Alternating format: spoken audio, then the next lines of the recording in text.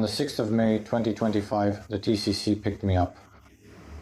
And from the 6th to the 10th, I was at the TCC. Then they transferred me to a distribution center in the Poltava region.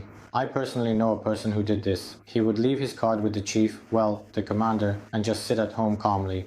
But on paper, it looked like there were a lot of people. Even up until the moment when the TCC caught me, there were a lot of people hiding in our city. Well, my wife has a group. She needed to be taken care of, but the TCC guys, they didn't care at all. They just caught me, and I passed the medical commission in 5 minutes. And they sent us off. It didn't matter. The main thing was the numbers. They brought us to Myrnorad. There were 6 of us. The first 2 went out to their position on the first day, and the 4 of us went out, well, on the second day it turns out. One went one way and we went in the other direction. Well, about 2.5–3 kilometers from the city. Our task was, well, to listen to what was happening around us and report over the radio where the fire was coming from or if any vehicles were passing by. Then, after we got shelled a bit near the basement, some guys came and we surrendered. Well, they offered us to surrender, but our door was jammed. We couldn't open it to get out. Then we came out, and actually we didn't even shoot. One of us was wounded, yes, and they immediately bandaged him, gave us food, hot tea, cigarettes, everything. In that regard, everything was clear and proper. The bodies of our guys who've been lying there for 2–3 months or more, nobody comes to collect them, nobody takes them away. There are also wounded who aren't picked up either, and eventually they end up as dead. We ate once a week, damn it. There was no water, no food, nothing at all. We drank dirty rainwater. Baba Yaga would drop us rations. There were American ones, Canadian ones, but most often they were ours, expired Ukrainian ones. In Kiev, a political storm is brewing, one that stretches far beyond Ukraine's borders and deep into the power corridors of Washington and Europe.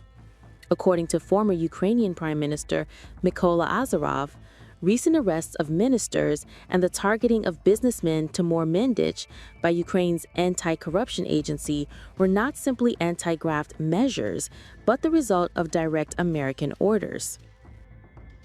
In a recent interview with the Russian daily Izvestia, Azarov claimed these actions signaled something larger. Washington is preparing the ground to push President Zelensky aside if he refuses to bend to their terms. The Americans created NABU. Such harsh actions could only be carried out under their command. They are plotting to remove Zelensky. Azarov painted a picture of the U.S. building up pressure on Kiev days after another drama unfolded behind closed doors in Europe. During a confidential crisis call earlier this week, European leaders reportedly warned Zelensky that the United States may be steering Ukraine towards territorial concessions without offering firm security guarantees. A transcript obtained by Der Spiegel revealed a starkly different tone from the public speeches of unity. French President Emmanuel Macron is quoted cautioning there is the possibility the U.S. could betray Ukraine on the issue of territory. Germany's Friedrich Merz warned Zelensky to move extremely carefully, adding, "They're playing games, both with you and with us." This concern was shared across the line. Finland's Alexander Stubb urged, "We must not leave Ukraine alone with these guys." NATO Secretary General Mark Rutte agreed, "We must protect Volodymyr." For Europe, the fear is clear. Washington may strike a settlement acceptable to Moscow, but disastrous for Kiev. And as U.S. envoys Steve Witkoff and Jared Kushner hold marathon talks, first with Russian President Vladimir Putin in Moscow, and then Ukraine's lead negotiator Rustem Umerov in Miami, European capitals worry they are being pushed to the sidelines.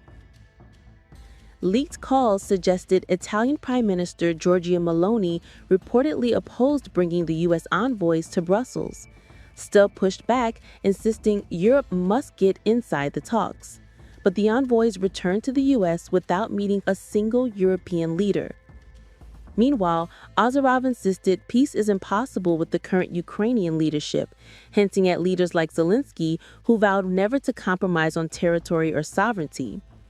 And as fresh rumors swirl of American pressure, European distrust, and private warnings to Zelensky, one question rises above the rest.